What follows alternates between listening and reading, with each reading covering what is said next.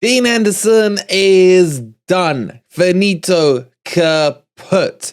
That's it.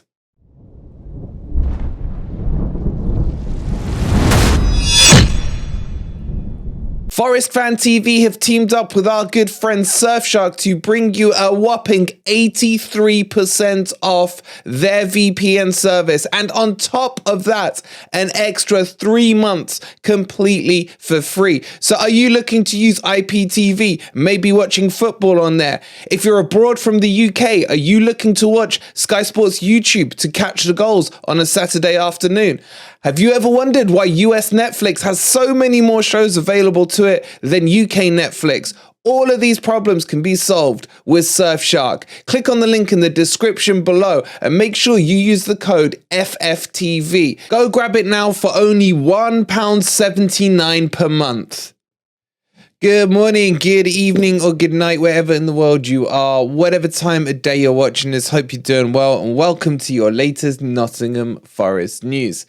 In today's news, we're going to talk about Dean Henderson and this so-called injury that has plagued him since we beat Leicester 2-0 at the City Ground. Before we get into this and the rest of the news, don't forget to give the video a quick like, subscribe to Forest Fan TV if you are new, and don't forget to go check out all the special offers, be it Surfshark or be it the last few tickets that are left on the signed framed Ryan Yates shirt. All the links you need are in the description below. Let's jump into the video and let's jump straight into this Hendo news. So as mentioned in the intro, Dean Henderson has been officially ruled out for the rest of the season with another setback. God only knows what the words setback mean when it comes out of the mouths of Nottingham Forest Club. Because we were told back when he got injured that it was a thigh injury, that it didn't look too bad. They were waiting for a scan. He'd be out for a week. He'd be back in a couple of weeks. He's close but not far away, but he is far away. All this crypto talk, especially honestly from Cooper in all his interviews, nothing straight about it.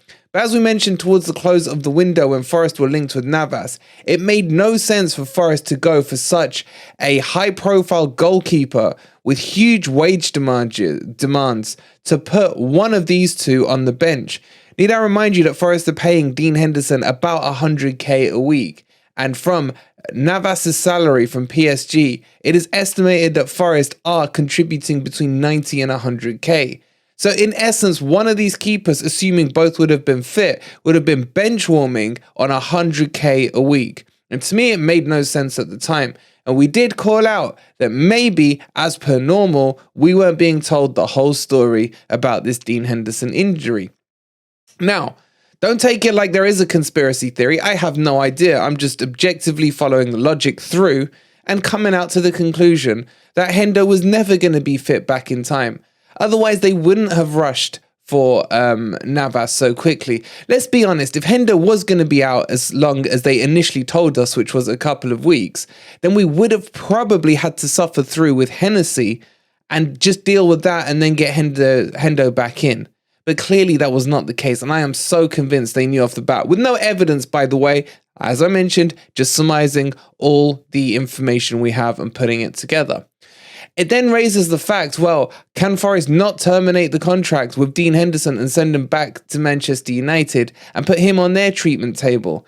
Maybe they are paying for his treatment. Maybe they are now paying his wages now that he is, can't play for Forest.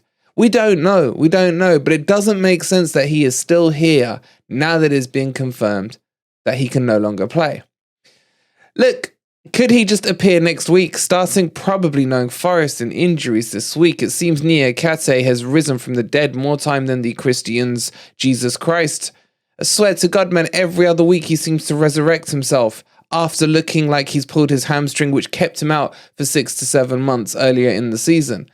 And it's just, I've never seen a team that has so many injuries so frequently in my life. On average, we are knocking out 2 a game. Just alone in yesterday's game, we saw Johnson going off. We saw Danilo going off, holding his hamstring. And the question has to be asked why. There is such a thing as bad luck. But bad luck to this extent, I'm sorry, I don't buy it. There has to be something underlyingly wrong with the way players are being treated, maybe the way they're training. But for me, my theory is quite simple, and it's only a theory. They are doing more work on the pitch than any other team in the Premier League. They are chasing around after shadows time and time again with these low block tactics. It is easier to play football with the ball. It is less stressful. It is less physically demanding to have the ball and pass it around than chase it like a goddamn dog chasing a ball in a park, because that is what we are doing 75% of the times in a match. And that is factually correct. When you look at our last couple of games, we've been in and around the 25 to 35% possession mark. So outside of that, Forest are low blocking their way or chasing around like puppy dogs in a park. And for me, that's going to cause stress and strain on players, and it seems to be going unaccounted for. And the physicality and the reason we are conceding these late goals, these 2 late goals, for example, at Brentford, yes, we will cover it all in tomorrow's in-depth analysis. But overall, it can't be underlined the fact that come the last 5-10 minutes of a game, we're absolutely shattered because we're just running around. This does come back, I'm sorry, to Cooper's tactics, the low block tactics.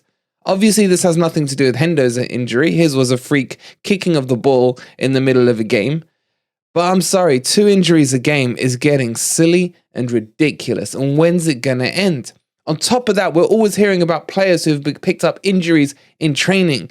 Biancone getting put out for the season by some kind of tackle or something in training. We've seen a knock picked up by the likes of Scarpa in training. We've seen it happen with a couple of other players recently where all we get told is they got a knock in training. Aurier is another example. And then they're out for 4 or 5 weeks. What's going on the training pitch? There's too many questions that need answering on these injuries. And it's just not, it's far, far past being coincidental now. What are your thoughts on all of this? And what are your thoughts on what Forest should be doing with Dean Henderson? And should he be back at Manchester United? Look, for me, he is the number 1 choice keeper ahead of Navas. Navas, as I've made very clear, parries the ball way too much for my liking. And I'm not a fan of it anymore. But Hendo is injured, and I'd rather have Navas than I would Hennessy. So it is what it is. He makes world-class saves and horrific saves all in the same match. But what do you think about this Hendo situation, and what would you do? Let me know down in the comments below. Before you leave, don't forget to like the video, subscribe to FFTV if you are new. Don't forget, tomorrow being the bank holiday, Beat the Drop has been moved to Tuesday because as well, the Leicester-Everton match, which is really important for Nottingham Forest. So tune in at 8 o'clock for that. Go grab your Ryan Yates tickets and go grab your Surfshark VPN. And we'll see you on the live stream. Come on, you Reds.